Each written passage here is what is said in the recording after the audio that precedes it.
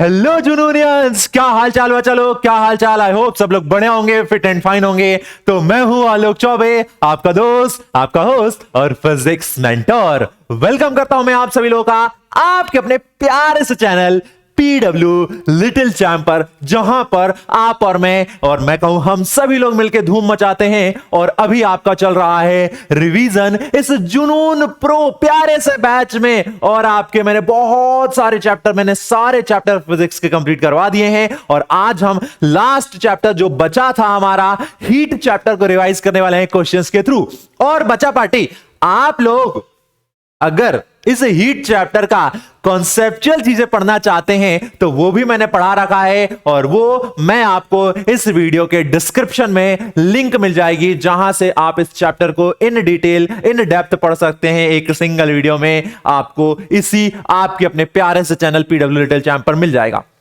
Sir जी, अगर हम वहां पर कॉन्सेप्ट पढ़ लेंगे तो यहां क्या कर रहे हैं, सवाल आ गया दिमाग में। अरे तो यहां क्या करोगे, देखिए यहां पर हम आपको खूब सारा मस्ती करवाएंगे, खूब सारा मजा करवाएंगे, आपसे खूब सारे सवाल करवाएंगे। क्योंकि भैया पढ़ोगे तो पढ़ने का मजा कब आता है, जब उन टॉपिक्स पर बेस्ड सवालों के सही जवाब दोगे।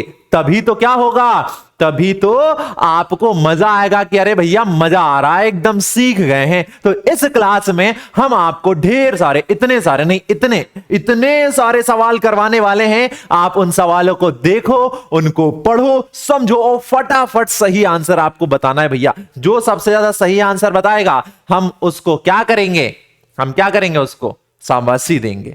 तो आप सही आंसर बताते जाइएगा, हर एक क्वेश्चन को पढ़ के समझ के। आप ऐसा समझ लीजिए केबीसी चल रहा है, हर एक सवाल के लिए आपको ढेर सारा प्यार मिलेगा, और जितने ज्यादा सवाल सही करोगे उतना सारा आपको प्यार मिलेगा। तो चलिए भाई स्टार्ट करते हैं फर्स्ट क्वेश्चन से। ये रहा हमारा पहला क्वेश्चन, जिसमें पूछा जा रहा है how does air trapped by the woollen fabric help. मतलब जैसे ही ठंडियां आती हैं, आप लोगों के ठंडी वाले कपड़े निकल जाते हैं, स्वेटर, जैकेट और दुनिया भर का मफलर, टोपी निकल जाता है। तो पूछा जा रहा है कि जो वुलन क्लॉथ्स है उसमें हवा ट्रैप हो जाती है, हमको पता है, पर वो जो हवा ट्रैप हो रही है वो कैसे हेल्प कर रही है हमारी बॉडी के टेम्परेचर को गर्म रखने में, या हम कहें हमें वो कैसे गर्मी देती है, कैसे ठंडी से बचाती है वो हवा। यही पूछा है। सवाल के जवाब पढ़ते हैं और सही आंसर टिक लगाते हैं। Air is a good conductor of heat, good conductor बोल दिया, यहीं पर मूड खराब हो गया आप सबका और मेरा भी। Air is not a good conductor, तो पहला ऑप्शन गलत। Air is a bad conductor of heat and allows body heat to escape from the atmosphere. Escape का मतलब है बाहर निकलना, बाहर निकलना। अब भैया बाहर निकलना, अगर हीट बाहर निकल गई बॉडी की तब तो हमको ठंडी लगेगी, हमको गर्मी कैसे लगेगी। तो अलाउ थोड़ी करता है, इसमें कह रहा है अलाउ। बैड कंडक्टर कह रहा है, पहली बात समझ में आ गई कि एयर है बैड कंडक्टर, पर वो अलाउ थोड़ी कर रहा है हीट को बाहर निकलने के लिए। हीट बाहर निकल गई तो ठंडी लगेगी, ये भी गलत हो गया दूसरा ऑप्शन।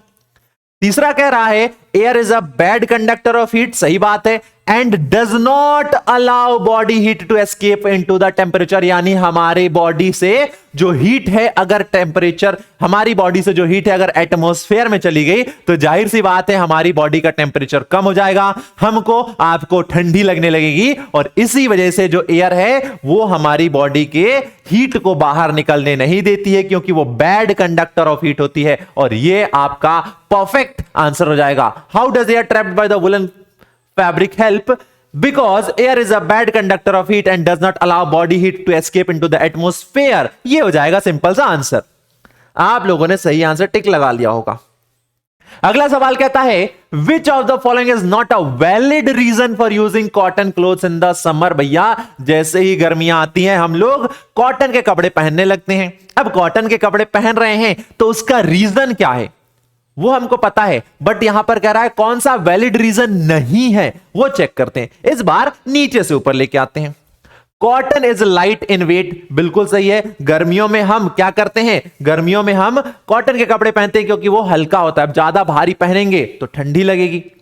ज्यादा भारी पहनेंगे तो क्या होगा, गर्मी लगेगी, बहुत ज्यादा गर्मी लगेगी, वैसे ही टेम्परेचर बहुत ज्यादा है और गर्मी में और गर्मी नहीं सह सकते हैं। Cotton exposes the sweat to atmosphere for evaporation, बिल्कुल सही है। हमारी बॉडी में जो भी पसीना आता है, जो कॉटन का कपड़ा होता है, उस पसीने को सोख लेता है और वो एटमॉस्फेयर में एवापोरेट कर देता है, ये भी सही है। Cotton cloth absorb sweat from the body, बिल्कुल सही है। हमारी बॉडी में जो भी पसीना आ रहा है उसको कॉटन क्लोथ एब्जॉर्ब कर लेता है। यानी ये तीनों तो वैलिड रीजन है कॉटन क्लोथ यूज करने का। पहला कह रहा है cotton cloth attract cool air, बिल्कुल गलत है। कह रहा है कि भैया कॉटन का जो कपड़ा है ठंडी हवाओं को अट्रैक्ट करता है। अब भरी दोपहरी में एकदम धूप है, भरी दोपहरी में एकदम जल जाए इंसान, वहां पर कॉटन कैसे ठंडी हवा को अट्रैक्ट करेगा, ठंडी हवा तो है ये नहीं। तो पहला वाला जो रीजन है वो वैलिड नहीं है, यही हो जाएगा आपका आंसर। अगला सवाल क्या कहता है, बहुत सिंपल है, बहुत सिंपल है। आपको हम पढ़ाए हैं लेबोरेटरी थर्मामीटर, अगर नहीं पढ़ा है आपने तो जाइए उस लिंक को क्लिक कीजिए इस वीडियो के डिस्क्रिप्शन में और आप सीधे पहुंच जाएंगे हमारी ही जैसे दिखने वाले एक और सर के पास जिनका नाम आलोक सर है। अच्छा, मेरा नाम भी तो आलोक सर है। हाँ, तो वो मेरे जुड़वा भाई हैं, वहां उन्होंने आपको पढ़ाया है क्या, हीट पढ़ाया है। तो आप हीट चैप्टर पढ़ेंगे तो आपको क्लिनिकल थर्मामीटर भी समझ में आएगा। और उसका सवाल यह है कि लेबोरेटरी थर्मामीटर, क्लिनिकल लेबोरेटरी दोनों पढ़ाया भैया, अकेला क्लिनिकल नहीं पढ़ाया है। A laboratory thermometer cannot be used to measure, यानी लेबोरेटरी थर्मामीटर इनमें से किस चीज को मेजर करने के लिए इस्तेमाल नहीं किया जाता है, तो ह्यूमन बॉडी के टेम्परेचर को हम मेजर नहीं कर सकते हैं लेबोरेटरी थर्मामीटर से। इसीलिए ह्यूमन बॉडी के टेम्परेचर को मेजर करने के लिए बनाया गया क्लिनिकल थर्मामीटर, बनाया गया क्लिनिकल थर्मामीटर, जिसमें जो रेंज होती है वो 35 डिग्री से लेके 35 डिग्री सेल्सियस से लेके 42 डिग्री सेल्सियस तक होती है। इस रेंज के टेम्परेचर को मेजर कर सकता है क्लिनिकल थर्मामीटर, और हमारी बॉडी का टेम्परेचर भी इसी रेंज में होता है बबुआ, तो इसलिए इसका इस्तेमाल करते हैं। तो आंसर क्या हो जाएगा, सी वाला करेक्ट हो जाएगा। आगे बढ़ रहे हैं, सवाल सही कर रहे हैं, सिर्फ हम सही कर रहे हैं कि आप भी सही कर रहे हैं, आप भी सही कर रहे हैं ना, तो आप भी बताइए कमेंट बॉक्स में, शर्माइए मत, शर्माएंगे तो कुछ नहीं होगा और आंसर देंगे तो भी आपका फायदा ही होगा, लॉस तो होगा नहीं। ऐसा तो है नहीं कि सर ने पूछा कि भैया विच of the following fabric is preferred for winter garments, यानी ठंडियों में इनमें से किस कपड़े का इस्तेमाल किया जाता है। अगर आप इसका आंसर बता देंगे तो आपका कौन लॉस होगा, लॉस होगा क्या, अगर होगा तो बता दीजिए कमेंट बॉक्स में कि हाँ सर जी लॉस होगा इसलिए हम नहीं बताए, बता दो। अगर फायदा होगा तो भी बता दो और कुछ नहीं है तो भी बता दो। तो भैया बताओ ना, लेकिन बोलो, कुछ तो बोलो, कुछ तो बोलो। तो भैया ठंडियों में, विंटर्स में हम किस कपड़े का इस्तेमाल करते हैं, बहुत सिंपल है, विंटर्स में हम वूल का, ऊन के कपड़ों का, ऊनी कपड़ों का इस्तेमाल करते हैं, क्योंकि उनमें बहुत सारे पोर्स होते हैं, छोटे छोटे छेद होते हैं, जिसमें हवा ट्रैप हो जाती है, एयर ट्रैप हो जाती है, और air is a bad conductor of heat, और वो हमारी बॉडी के हीट को बाहर नहीं जाने देती है, जिस वजह से हमारा बॉडी का टेम्परेचर मेंटेन रहता है और हम गर्म रहते हैं। ठीक है, चलो आगे बढ़ते हैं। अगला सवाल क्या कहता है, Which of the following is the reason for using woolen cloths in the winter? ठंडियों में ऊनी कपड़ा पहनने का कारण क्या है। मजा आता है पहन के, अच्छा लगता है, हम सुंदर लगते हैं, स्मार्ट लगते हैं, ये रीजन है। अरे नहीं नहीं, ठंडियों में अगर ऊनी कपड़ा नहीं पहनेंगे बच्चा तो एकदम ठंडी से कुल्फी जम जाएगा, बर्फ जम जाएगा, फिर अपना ही बर्फ का गोला बन जाएगा। तो उससे बचने के लिए हम पहनते हैं ऊनी कपड़ा ताकि हमको ठंडा ना लगे। Woollen is an insulator of heat, बिल्कुल सही बात है। It trap a layer of air in its fabric, बिल्कुल सही बात है। Air being an insulator does not allow body heat to escape into the atmosphere, तीनों सही बात है। पहली बात कह रहा है कि जो ऊनी कपड़ा होता है वो हीट का इंसुलेटर होता है, यानी बैड कंडक्टर होता है, यानी उसमें से हीट फ्लो नहीं हो सकती है ऊनी कपड़े से, बिल्कुल सही जवाब है। It trap a layer of air in its fabric, ये कह रहा है कि जो ऊनी कपड़ा है उसमें छोटे छोटे छेद होते हैं और जिसमें वो एयर को ट्रैप कर लेता है, सही बात है। Air being an insulator does not allow body heat to escape into the atmosphere, अब जो एयर ट्रैप हो रही है उस ऊनी कपड़े में, वो एयर कैसी है, बैड कंडक्टर है, और इस वजह से वो हमारी बॉडी के हीट को एटमॉस्फेयर में जाने से रोक रही है, ये भी सही है। इसका मतलब डी आंसर हो जाएगा। ये सारे ही कारण होते हैं विंटर्स में वुलन क्लॉथ्स पहनने का। और आपको मैंने बताया था, क्या बताया था अगर याद हो तो देखो, एक बॉडी है ए, एक दूसरी बॉडी है बी, जिसका टेम्परेचर कितना है, जिसका टेम्परेचर है T1 और इसका टेम्परेचर है T2। तो भैया T1 is greater than T2, अगर ये कंडीशन हो, अगर ये कंडीशन हो तो हीट कहां से कहां ट्रांसफर होगी? आपको पता है heat always transfer from hot body to cold body, या heat always transfer from higher temperature to lower temperature. तो हीट हमेशा ए से बी की तरफ फ्लो होगी। ठीक है भैया, समझ में आ गया है, कोनो दिक्कत नहीं है सवाल में। तो अगले सवाल को बढ़ते हैं। कह रहा है which of the following is the wrong pair of clothes worn during a particular season. सवाल में क्या कह रहा है, नहीं समझे तो समझाता हूं। कह रहा है आपको मैचिंग मैचिंग करना है। मैचिंग मैचिंग मतलब कि हम किस सीजन में किस प्रकार के कपड़े पहनते हैं। अब जैसे शादियों में हम एकदम नए नए कपड़े पहनते हैं, स्कूल में हम अपना स्कूल का यूनिफॉर्म पहनते हैं, घर पे हम घर वाले कपड़े पहनते हैं, घर पे हम शादी वाले कपड़े नहीं पहन सकते हैं, गंदा हो गया तो मम्मी कुटाई कर देंगी। घर पे हम यूनिफॉर्म नहीं पहन सकते हैं, गंदा हो गया तो फिर से मम्मी कुटाई कर देंगी। तो इसीलिए हम जगह के हिसाब से, मौसम के हिसाब से कपड़े पहनते हैं। उसी प्रकार से अलग अलग सीजन में हम अलग अलग कपड़े पहनते हैं। अब बरसात हो रही है और तुम बढ़िया एकदम सूट बूट पहन के तैयार होके बारिश में तो जाओगे नहीं, गीले हो जाओगे। बहुत गर्मी लग रही है और फुल मोटी मोटी जैकेटें पहन के बाहर जाओगे क्या? नहीं जाओगे। तो वही पूछा है कि कौन सा पेयर इसमें रॉन्ग है। देखो, कॉटन क्लोथ ड्यूरिंग समर, बिल्कुल हम गर्मियों के मौसम में, हम गर्मियों के मौसम में कॉटन कपड़ा पहनते हैं, काहे कि वो हल्का होता है और उससे हमको गर्मी कम लगती है। तो पहला सही है। वुलन क्लॉथ ड्यूरिंग विंटर, हम ठंडियों में ऊनी कपड़ा पहनते हैं, ये भी सही कह रहा है, या भी यानी ये भी सही पेयर है। Dark colour cloth during the summer, रे रे रे रे गलत हो गया भैया। हम लोग समर्स के समय में डार्क कलर नहीं, हम लोग समर्स के समय लाइट कलर के कपड़े पहनते हैं, क्योंकि dark colour absorb more heat. Dark colour absorb more heat. अब अगर डार्क कलर ज्यादा हीट एब्जॉर्ब करेगा तो हमें गर्मी और ज्यादा लगेगी, जो कि गलत है। तो हम समर्स के समय लाइट कलर के कपड़े पहनते हैं, व्हाइट, पिंक और ये जो होता है लाइट लाइट कलर, वो पहना जाता है। ठीक है। Polyester raincoat during rainy season, बिल्कुल सही है। बरसात के मौसम में रेनकोट पहनते हैं ताकि हम खुद को बचा सके गीला होने से, वरना पिघल जाएंगे। अगला सवाल कहता है अ बेगर wrapped himself with a few layer of newspaper on a cold winter night, this helped him to keep himself warm because, यानी एक बेचारा बेगर है, नहीं है कपड़ा, हम लोग के पास 10-10 कपड़ा है, हम पहनते हैं फेंक देते हैं, पहनते हैं फेंक देते हैं, कद्र नहीं करते हैं। एक बेचारा वेगर है, यानी एक भिखारी है, जो कि अच्छा वर्ड नहीं है, बट क्या करें। तो एक बेगर है जिसके पास कुछ पहनने को नहीं है, एक ठंडी की रात है, अब ठंडी लग रही है तो बेचारा क्या करेगा। उसके पास बहुत सारा पेपर है, न्यूज़पेपर। अब उसके पास कोई ऑप्शन नहीं है, तो उसने क्या किया, न्यूज़पेपर से अपने आप को लपेट लिया, खुद को बहुत सारे न्यूज़पेपर से लपेट लिया, जिसकी वजह से अब उसको थोड़ा कम ठंडा लगेगा। और हम उसका रीजन पूछ रहे हैं कि न्यूज़पेपर से उसने जब खुद को लपेटा तो क्यों उसको कम ठंडी लगी। ऑप्शन पढ़ते हैं। Friction between the layers of newspaper produces heat, बिल्कुल गलत है, इतना फ्रिक्शन नहीं हो रहा है, पेपर आराम से एक दूसरे पर लपटाए हैं। फ्रिक्शन तो है पर इतना नहीं है कि हीट प्रोड्यूस करे और उस बेचारे व्यक्ति को ठंडी कम लगे।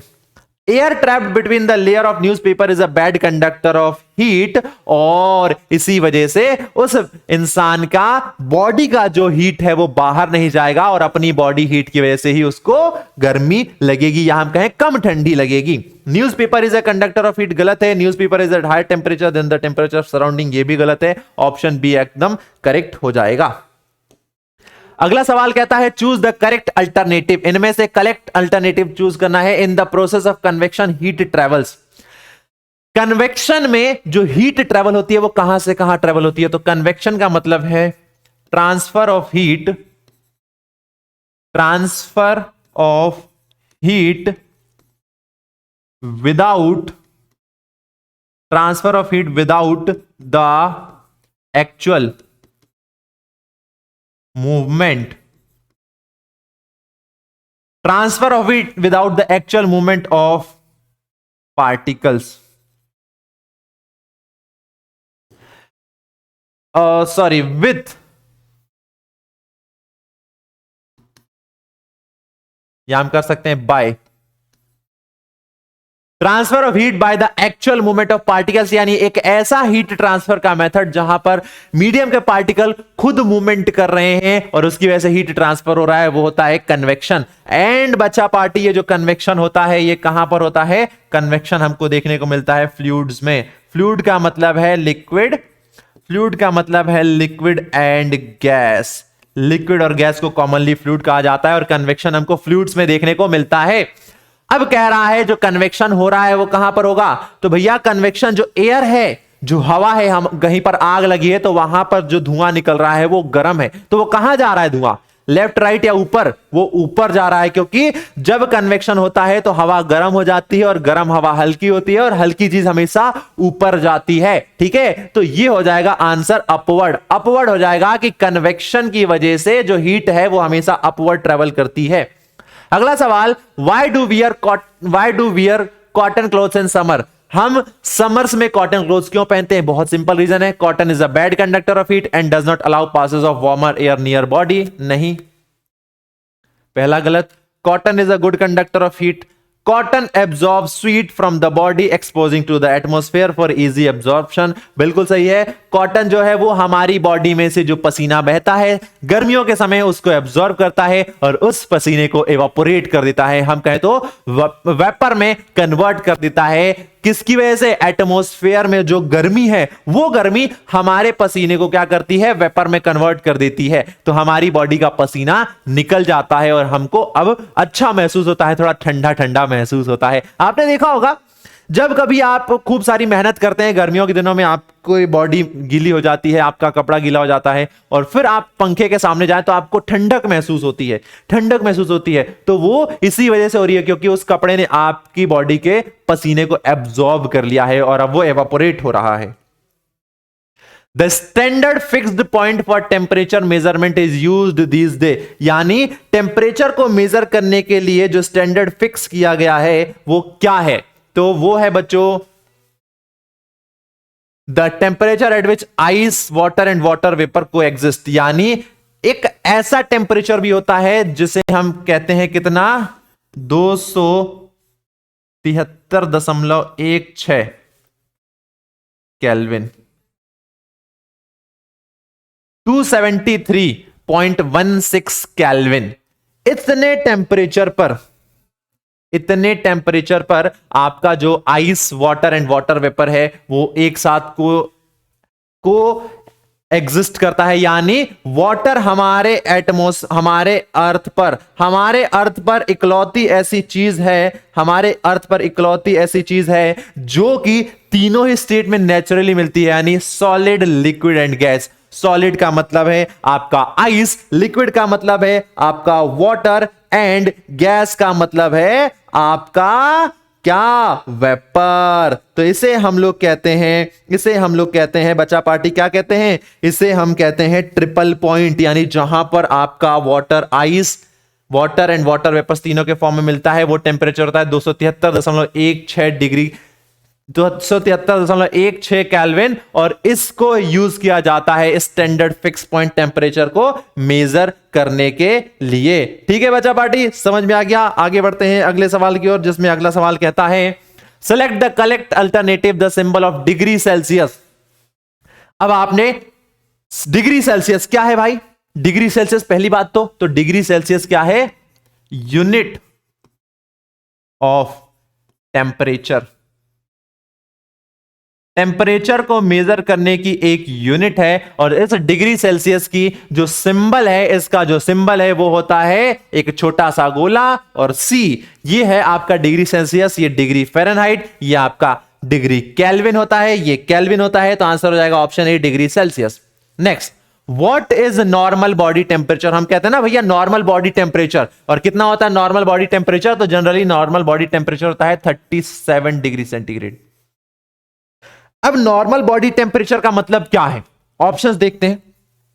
Average body temperature of a large number of healthy person, बिल्कुल सही है। यानी हम बहुत सारे लोगों का टेम्परेचर मेजर करें जो कि हेल्दी है, यानी बहुत सारे हम 500,000 लोगों का टेम्परेचर मेजर कर रहे हैं जो कि हेल्दी है, तो उन सभी का जो टेम्परेचर आ रहा है वो कितना आएगा, एवरेज निकाल रहे हैं तो वो एवरेज आएगा 37 डिग्री सेंटीग्रेड, और उस 37 डिग्री सेंटीग्रेड को ही कहा जाता है नॉर्मल बॉडी टेम्परेचर। यानी अगर आपकी बॉडी का टेम्परेचर इतना है तो आप नॉर्मल कंडीशन में हैं, बट इससे ज्यादा होता है बॉडी टेम्परेचर तो हम कहते हैं आपको बुखार आ गया। आपको बुखार आ गया, कहते हैं ना 93, 94, 104 बुखार है, तो 104 क्या होता है, वो डिग्री सेंटीग्रेड नहीं होता है, वो फ़ारेनहाइट होता है। 104 फ़ारेनहाइट बुखार है आपको 98 फ़ारेनहाइट बुखार है। तो आपकी बॉडी का जब टेम्परेचर बढ़ता है तो वो जो फ़ारेनहाइट स्केल है उस पर टेम्परेचर का जो स्केल है वो भी बढ़ता जाता है। ओके, तो ये होता है आपका average body temperature of a large number of person, healthy person, उसे कहा जाता है normal body temperature. India has adopted, India में टेम्परेचर को मेजर करने के लिए इन तीनों में से किस स्केल को एडॉप्ट किया है, फ़ारेनहाइट स्केल को, सेल्सियस स्केल को या केल्विन स्केल को? तो इंडिया ने जिस स्केल को अडॉप्ट किया है टेम्परेचर को मेजर करने के लिए उसे कहा जाता है सेल्सियस स्केल। ठीक है बच्चों, और इसका जो सिंबल है वो ये होता है 0 या हम कहें डिग्री और C। अगला सवाल कहता है a reliable measure of hotness of an object. अब एक ऑब्जेक्ट है जो कि गर्म है, हॉटनेस की बात कही जा रही है। एक बॉडी है जो कि हॉट है, तो हम कैसे मेजर करेंगे कि वो बॉडी हॉट है या नहीं, यानी हम किस चीज पर भरोसा करेंगे? क्या हम उसे टच करके ये बता देंगे कि बॉडी हॉट है? क्या वो रिलायबल मेजर होगा? हम लोगों ने एक एक्सपेरिमेंट किया था जिसमें पता चला था हमें कि जो ह्यूमन बॉडी है वो एक रिलायबल मेजर नहीं होती है टेम्परेचर को मेजर करने के लिए। अगर आपको नहीं पता ये तो वीडियो के डिस्क्रिप्शन में जाइए, वहां पर आपको हीट चैप्टर का वीडियो लिंक मिलेगा, वहां पर जाइए, आपको दिखेगा जो मैंने पढ़ाया है इस हीट चैप्टर को। ठीक है, तो एक रिलायबल मेजर क्या होता है? किसी भी बॉडी के हॉटनेस को मेजर करने के लिए उसे कहा जाता है टेम्परेचर। टेम्परेचर हमें बता देता है कि बॉडी हॉट है या बॉडी कोल्ड है। ठीक है, तो ऑप्शन ए करेक्ट हो जाएगा। नेक्स्ट क्वेश्चन कहता है how is temperature measured? Temperature को हम कैसे मेजर कर सकते हैं? By sense of touch, touch करके टेम्परेचर को मेजर कर सकते हैं? नहीं, टच करके हम कुछ हद तक बता सकते हैं कि ये चीज गर्म है या ठंडी है, बट टेम्परेचर को मेजर नहीं कर सकते। ऑब्जेक्ट को देख के, अच्छा तो अच्छा बताओ हमारा टेम्परेचर कितना है भैया? हमको देख रहे हो ना अभी आप, अगर हमको देख रहे हो बता सकते हो देख के, तो बताओ देख के हमारा टेम्परेचर कितना है। नहीं बता पाओगे, तो हम टेम्परेचर को मेजर करते हैं थर्मोमीटर की हेल्प से। थर्मोमीटर एक इंस्ट्रूमेंट होता है जिसका यूज किया जाता है टेम्परेचर को मेजर करने के लिए। अगला सवाल क्या कह रहा है? Which of these we could identify as cold with our sense of touch? इनमें से हम किसको कह सकते हैं वो ठंडा है अपने सेंस ऑफ टच का इस्तेमाल करके, यानी हम उस चीज को टच करें और कह दें कि भैया ये ठंडा है।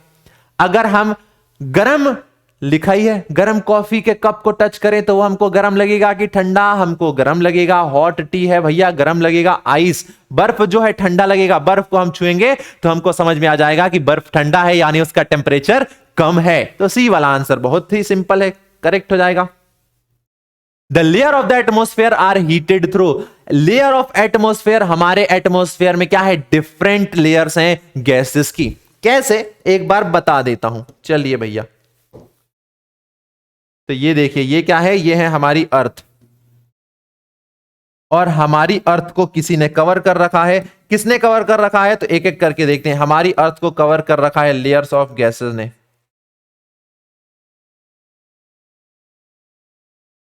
हमारी अर्थ को कवर कर रखा है लेयर ऑफ गैसेस ने। डिफरेंट लेयर ऑफ गैसेस हैं अराउंड द अर्थ, और उनमें डिफरेंट टाइप की गैसेस आपको देखने को मिलेंगी। ठीक है, अब ये जो डिफरेंट लेयर ऑफ गैसेस हैं, इसमें क्या होता है? जो टेम्परेचर होता है वो वेरी करता रहता है, क्योंकि जितना सन से जो भी सनलाइट आ रही है अर्थ पर आ रही है, फिर वो वापस जा रही है, तो टेम्परेचर चेंज होता रहता है। टेम्परेचर चेंज होता रहता है, तो ये टेम्परेचर जो चेंज हो रहा है हमारे एटमॉस्फेयर में, क्यों हो रहा है? क्योंकि वहां पर जो हीट है वो ट्रांसफर हो रही है। अब जो हीट ट्रांसफर हो रही है वो किसकी वजह से ट्रांसफर हो रही है? तो एटमॉस्फेयर में कौन है? एयर है, हम कहें तो गैस है। और गैस मॉलिक्यूल्स में हीट ट्रांसफर किस मेथड से होती है? तो गैस मॉलिक्यूल में हीट ट्रांसफर जिस मेथड से होती है उसे कहा जाता है कन्वेक्शन। कन्वेक्शन के थ्रू हीट ट्रांसफर होती है फ्लूइड्स में, या हम कहें फ्लूइड का मतलब लिक्विड या गैस में। और हमारे एटमॉस्फेयर में भी गैसेस हैं, तो उन गैसेस के थ्रू टेम्परेचर का क्या हो रहा है? हम कहें हीट का क्या हो रहा है? ट्रांसफर हो रहा है। तो उस मेथड को क्या कहेंगे? उस मेथड को कहेंगे कन्वेक्शन। ऑप्शन ए करेक्ट हो जाएगा। अब अगर मैं बात करूं यहां पर कंडक्शन की, तो कंडक्शन क्या होता है? सॉलिड बॉडीज में जो हीट ट्रांसफर होती है वो होती है कंडक्शन के थ्रू। और रेडिएशन का मतलब जहां पर हीट ट्रांसफर हो रही है और हीट ट्रांसफर होने के लिए मीडियम की रिक्वायरमेंट नहीं है, मीडियम नॉट रिक्वायर्ड, यानी विदाउट मीडियम भी अगर हीट ट्रांसफर हो रही है तो उसे हम कहेंगे रेडिएशन। जैसे सन से सनलाइट अर्थ पर आ रही है और हमें पता है अर्थ और सन के बीच में क्या है? वैक्यूम है, यानी कोई भी मीडियम नहीं है, कोई भी एटमॉस्फेयर नहीं है, पर भी हीट ट्रांसफर हो रही है। पर हीट ट्रांसफर हो रही है ना, क्यों हो रही है? क्योंकि रेडिएशन है, वहां पर रेडिएशंस के थ्रू हीट ट्रांसफर हो रही है।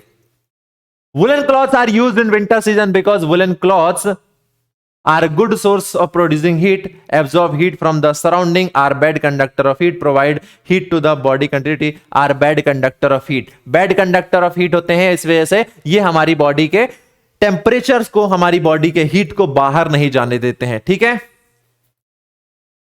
अगला सवाल, in a clinical thermometer outside the bulb a small shining thread of dash can be seen. यानी जो क्लिनिकल थर्मोमीटर होता है बच्चों, उसमें एक चमकीली चीज होती है। जब टेम्परेचर चेंज होता है तो वो चमकीली चीज ऊपर जाती है। उस चमकीली चीज को क्या कहा जाता है? एयर, वाटर, ग्लास या मरकरी? बहुत सिंपल है, उस चमकीली चीज को कहा जाता है मरकरी। और मरकरी का इस्तेमाल क्यों किया जाता है थर्मोमीटर में? क्योंकि जो मरकरी होता है वो बहुत ही ज्यादा हीट सेंसिटिव होता है, वो बहुत ही ज्यादा हीट सेंसिटिव होता है। और थोड़े से टेम्परेचर में चेंज होने की वजह से, थोड़ा सा टेम्परेचर में वेरिएशन होता है तो वो मरकरी वेरिएशन दिखाने लगता है, यानी वो ऊपर नीचे होने लगता है, फ्लक्चुएट होने लगता है। और उस स्केल पर, किस पर? वो आपका क्लिनिकल थर्मोमीटर में जो स्केल लगा होता है उस पर मरकरी ऊपर नीचे बढ़ने लगता है टेम्परेचर के चेंज होते से ही, इसलिए मरकरी का इस्तेमाल करते हैं। Which of the following is a bad conductor of heat? इनमें से कौन सा हीट का बैड कंडक्टर है? Bronze, iron, aluminium. ये दोनों क्या हैं? ये दोनों मेटल हैं। Aluminium and iron, they are metals. और ये क्या है? तो ये एक अलॉय है। एलॉय का मतलब है मिक्सचर ऑफ टू और मोर मेटल्स। ये मिक्सचर है, दो या दो से ज्यादा मेटल्स को आपस में मिलाते हैं तो ब्रॉन्ज बनता है। ये दोनों मेटल हैं। और आपको पता है metals are the good conductor of heat. और यहां पर लकड़ी भी दी है जो कि बैड कंडक्टर ऑफ हीट होती है। लकड़ी में हीट ट्रांसफर नहीं होती है, नहीं होती है, नहीं होती है, तो wood is a bad conductor of heat. अगला सवाल, which of the following statement is true? कौन सा ट्रू है? Metals are bad conductor of heat गलत है, metals are good conductor of heat होता है। In gases heat is transfer by conduction बिल्कुल गलत है। गैसेस में जो हीट ट्रांसफर होती है वो कन्वेक्शन के थ्रू होती है। In conduction molecules move from hotter to colder parts transmitting energy. नहीं, जो मॉलिक्यूल्स है मूव नहीं करते हैं। Without the actual movement of particle heat transfer होती है कंडक्शन में, यह भी गलत है। Metals conduct heat better than the gases बिल्कुल सही है। Metals are good conductor of heat as compare to the gases, यानी गैसेस की तुलना में ज्यादा बेहतर तरीके से, ज्यादा तेजी से हीट ट्रांसफर होती है मेटल्स में, क्योंकि वहां पर पार्टिकल्स पास पास हैं और वो तेजी से एनर्जी को एक जगह से दूसरी जगह लेके जा सकते हैं। तो ऑप्शन डी करेक्ट हो जाएगा। नेक्स्ट क्वेश्चन कहता है which of this is not a type of thermometer? इनमें से कौन सा एक थर्मोमीटर का टाइप नहीं है? क्लिनिकल थर्मोमीटर है जिससे हम अपनी बॉडी के टेम्परेचर को मेजर करते हैं। मैक्सिमम मिनिमम थर्मोमीटर है जिससे हम एक किसी पर्टिकुलर डे के मैक्सिमम और मिनिमम टेम्परेचर को मेजर करते हैं। आप लोगों ने न्यूज़पेपर में देखा होगा जिसमें प्रीवियस डे का मैक्सिमम और मिनिमम टेम्परेचर दिया होता है, तो वो इस मैक्सिमम मिनिमम थर्मोमीटर का इस्तेमाल करके मेजर करते हैं। लेबोरेटरी थर्मामीटर होता है, आपने सुना है, but high and low thermometer नाम का कोई भी इंस्ट्रूमेंट, कोई भी डिवाइस नहीं होता है, तो ये वाला गलत हो जाएगा। सी वाला आपका आंसर करेक्ट है। अगला ऑप्शन, अगला क्वेश्चन कहता है the thermometer are shaken to. आपने देखा होगा जब थर्मोमीटर का इस्तेमाल करते हैं हम तो उसे एक बार शेक करते हैं ऐसे, ऐसा हम इसलिए करते हैं ताकि जो मरकरी है उस थर्मोमीटर में वो अपने लेवल पर आ जाए। अगर मरकरी ऊपर गया है तो उस मरकरी को वापस नीचे लाने के लिए हम ऐसा शेक करते हैं ताकि मरकरी वापस आ जाए अपने लेवल पर। Bring mercury levels down, mercury के लेवल को नीचे लाने के लिए हम उस थर्मोमीटर को शेक करते हैं। तो ये हो जाएगा बी वाला आंसर करेक्ट। अगला क्वेश्चन कहता है the handles of a cooking vessel are covered with plastic और वुड बिकॉज। आपने देखा होगा मम्मी जब किचन में खाना बनाती हैं तो जो भी बर्तन होता है उसका हैंडल जो होता है या तो वो प्लास्टिक का बना होता है या तो वो लकड़ी का बना होता है। इसका कारण क्या है? तो बच्चों देखो, बर्तन जो है वो तो मेटल का बना है क्योंकि metals are good conductor of heat और उसमें आसानी से हीट ट्रांसफर होती है, आपका खाना पक जाता है। पर खाना पक गया है, उसको गैस पे से उतारना भी तो है। अब उतारेंगे और वो तो बर्तन गर्म हो रखा है, गर्म हो रखा है तो हाथ जल जाएगा। तो खुद की सेफ्टी के लिए और आसानी से उस बर्तन को गैस चूल्हे से नीचे उतारने के लिए हम क्या करते हैं, उसमें जो हैंडल्स होते हैं या तो वो प्लास्टिक के या वो लकड़ी के बनाते हैं क्योंकि plastic and wood are bad conductor of heat और वो गर्म नहीं होते हैं। They are beautiful, it is customary, they are good conductor of heat, they are bad conductor of heat। ये bad conductor of heat है, इस वजह से ये गर्म नहीं होते, ये ठंडे रहते हैं और हम उन्हें आसानी से पकड़ के उस बर्तन को उठाकर रख सकते हैं। तो आंसर हो जाएगा ऑप्शन डी। नेक्स्ट क्वेश्चन कहता है choose the incorrect from the following statement. इनमें से इनकरेक्ट स्टेटमेंट ढूंढना है। Wash the thermometer before and after every use with an antiseptic lotion. ठीक है।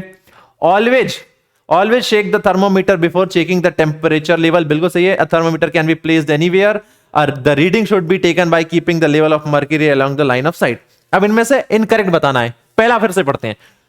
Wash the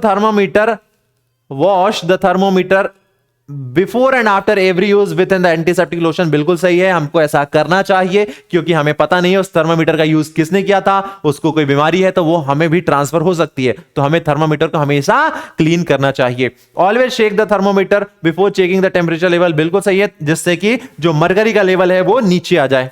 a thermometer can be placed anywhere, ये वाला गलत है। हम थर्मोमीटर को कहीं भी नहीं रख सकते हैं। जैसे हमने थर्मोमीटर को ऐसी जगह रख दिया जहां पर सनलाइट आ रही है, हमने थर्मोमीटर को किसी हॉट ऑब्जेक्ट या किसी एनर्जी सोर्स के पास में रख दिया, जैसे गैस के पास में रख दिया, कहीं आग जल रही है वहां पर थर्मोमीटर को रख दिया, तो क्या होगा, उस टेम्परेचर की वजह से थर्मोमीटर में वेरिएशन होगा और थर्मोमीटर की फंक्शनिंग खराब हो सकती है। तो हम इसे हर कहीं नहीं रख सकते हैं, इसे हम किसी ठंडी जगह पर ही रखेंगे अच्छे तरीके से। तो सी वाला ऑप्शन जो है इनकरेक्ट है।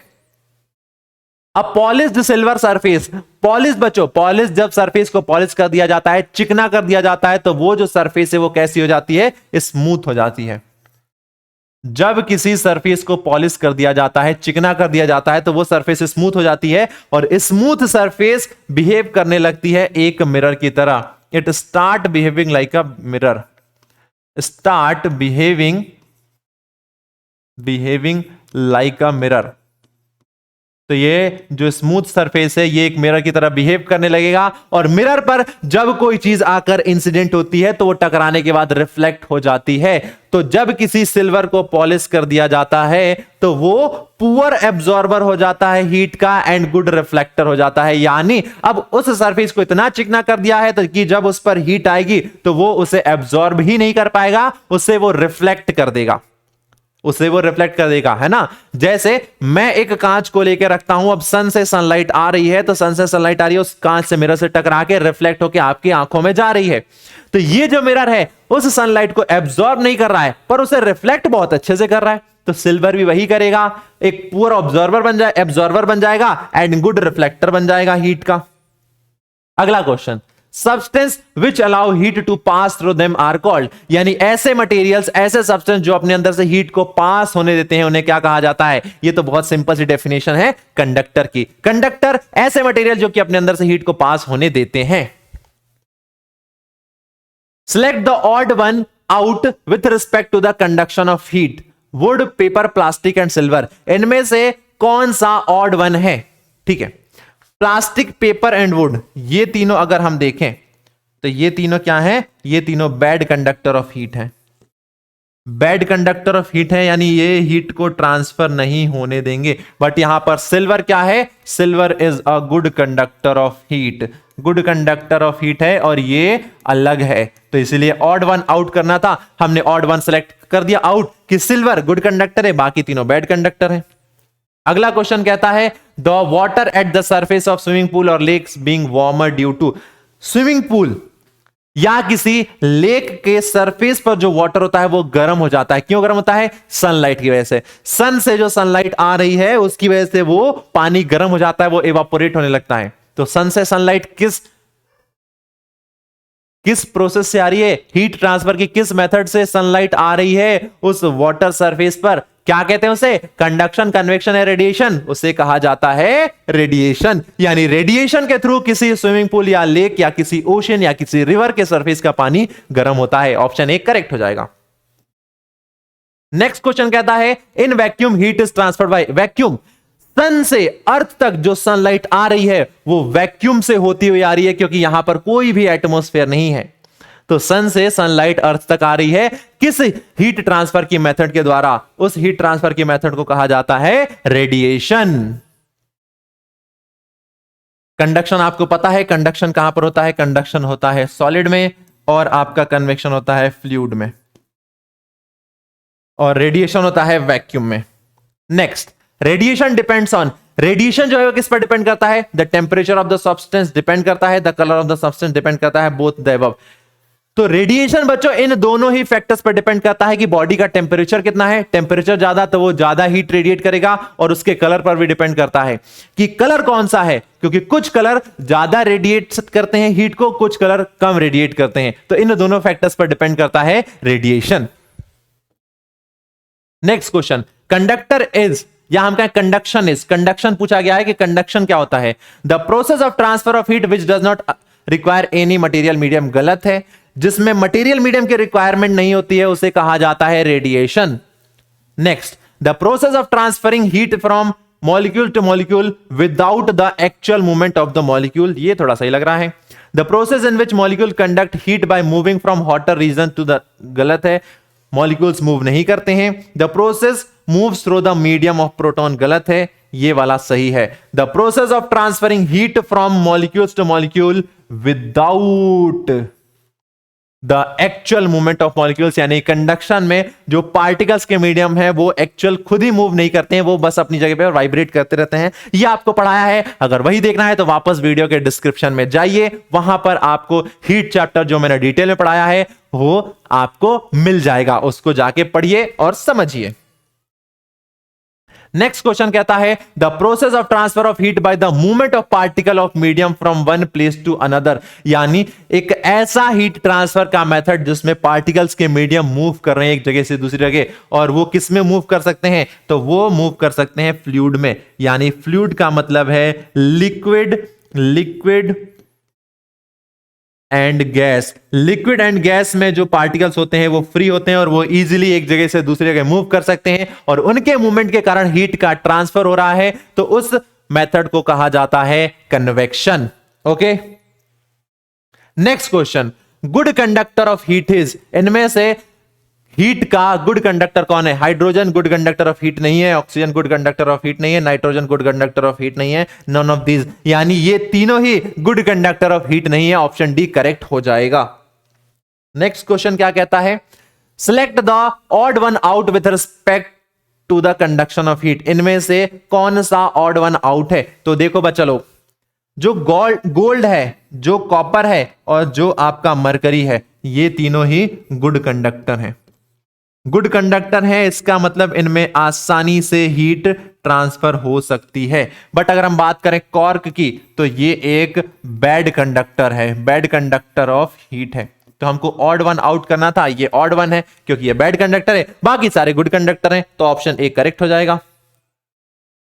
Next question, if we keep popcorn in the pressure cooker on a flame, heat is transfer from flame to corn by, popcorn cooker में रखे हैं तो पॉपकॉर्न कुकर के डायरेक्ट कांटेक्ट में है और उस कुकर से हीट ट्रांसफर हो रही है पॉपकॉर्न से, पॉपकॉर्न में, यानी पार्टिकल्स टू पार्टिकल ट्रांसफर हो रही है विदाउट एक्चुअल मूवमेंट, तो इस प्रोसेस को कहा जाएगा कंडक्शन। यानी पॉपकॉर्न में जो हीट ट्रांसफर हो रही है कुकर से, वो प्रोसेस है आपका कंडक्शन। तो ये हो गया आपका इस क्वेश्चन का आंसर। और बचा पार्टी, इसी के साथ हमारा जो हीट चैप्टर है, हमने उस हीट चैप्टर से रिलेटेड, उस चैप्टर पर बेस्ड बहुत सारे क्वेश्चन कर लिए, जिनके थ्रू हमने समझ लिया कि हमारा ये जो चैप्टर है हमको क्या सिखाना चाहता है। और एक बार फिर से कह रहा हूं मैं कि आपको इस चैप्टर को अगर पूरा डिटेल में पढ़ना है, किसके साथ कॉन्सेप्ट्स क्लियरिटी करनी है, तो आपको इस वीडियो के डिस्क्रिप्शन में लिंक मिलेगी, वहां पर जाइए और आप अपने हीट चैप्टर को डिटेल में पढ़िए। और फिर इस लेक्चर में आके आप इन सारे सवालों को